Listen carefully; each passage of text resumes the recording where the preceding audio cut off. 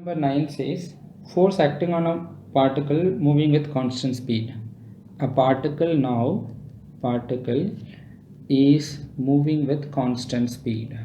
Moving with constant speed. So what we can say about it? If speed is constant, magnitude of velocity is constant. Let's look at this thing.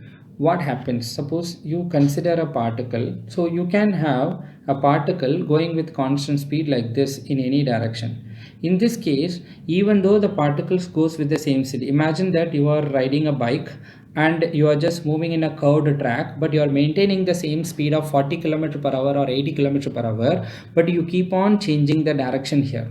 In this case, in order to change the direction, you have to turn the handlebar. That means you are applying force to change the direction. So object moving with constant speed does not mean that no force is acting.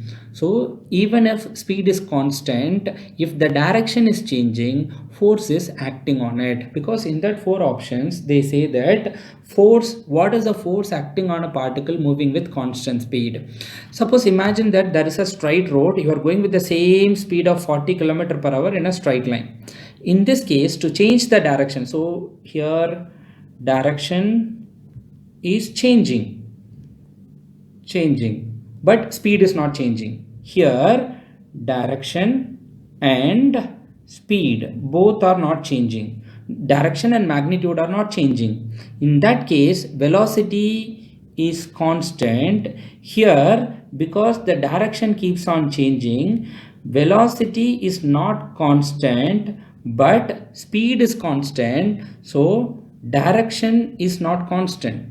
Direction is not constant. To change the direction also we require force. Here, what is the force acting on a particle moving with constant speed? If a particle moves with constant speed, there can be two possible cases. One is the particle maintains the speed but it changes the direction.